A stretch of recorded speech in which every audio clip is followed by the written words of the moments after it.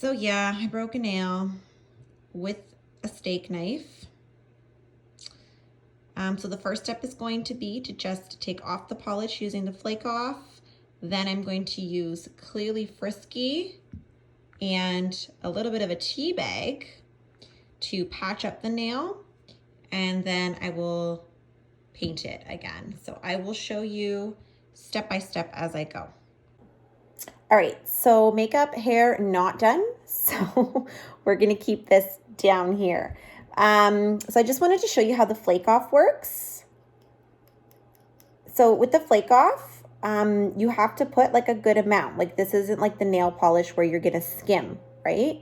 So you're gonna just put a decent amount of the flake off right on there. And then you're just gonna wait, and then you're going to be able to start to see the polish. You can actually already see it. See how it's starting to get bumpy and lift.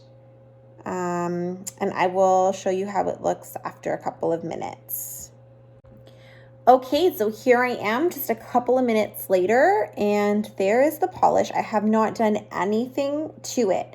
One tip I will give you is the front of your nail, the tip of your nail, is actually the part where it is the trickiest to get off if you don't apply enough. So I always apply a little bit more at the top there at the front, just because that's where you cap your nails.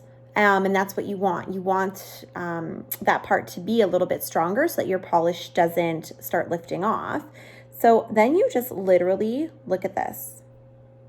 I'm just grabbing my cuticle pusher and I'm like barely applying any pressure because I don't want to like damage my nail, right? So I literally, with almost no pressure, am just scraping it off. I'm going to be careful with where I have the chip in the nail. I'm going to go in the opposite direction so I don't rip that off.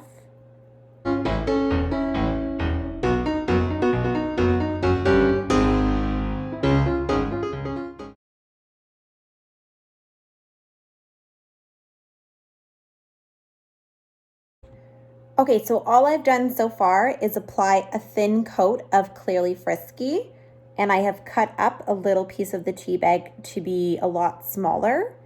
And I am literally just going to place it over the snag in my nail.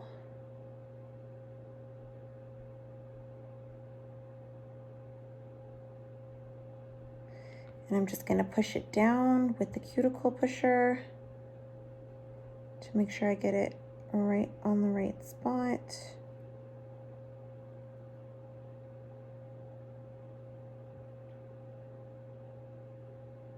I'm gonna cut it right here, so there it is.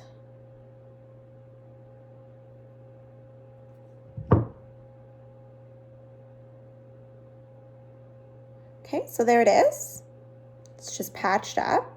And this is my first time doing this, so I'm sure there are people out there that know how to do this way better than I do. And then I'm just gonna grab my Clearly Frisky again, and I'm going to just put it, oh, and again, you don't need a lot, a thin layer on top.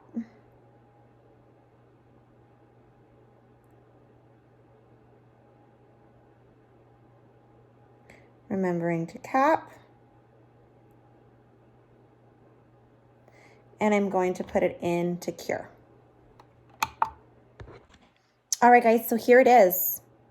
Okay, no longer lifting. It's not all done yet. You are going to go back with your buffer and you are going to buff it out so that you get rid of the texture, right? There's a little bit of texture on the filing, sorry, on the tea bag. And then when you're done this, you're going to apply another layer of the Clearly Frisky, file, and then paint. Okay, so I applied my second coat. I smoothed it out with my buffer, applied my second coat of Clearly Frisky. I cured it, and there you have it. Look, perfect, no break in it anymore.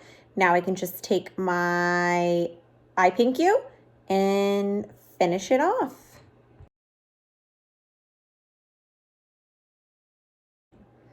Remembering to roll the color You do not want to shake it. It causes bubbles in the color, air bubbles.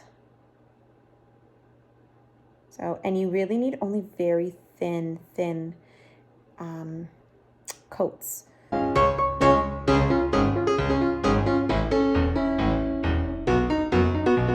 And then I'll cure. Okay, first coat up, done. All right, so you can see it obviously needs another coat.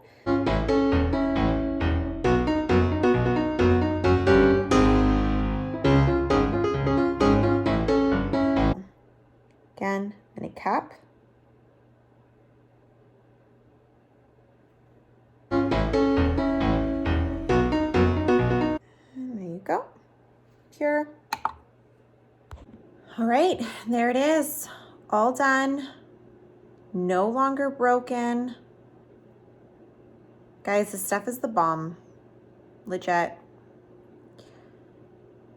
I find the hardest part is that, like, I want to change my color all the time, even though I don't have to, because I have so many great colors that have been coming in that I'm dying to try.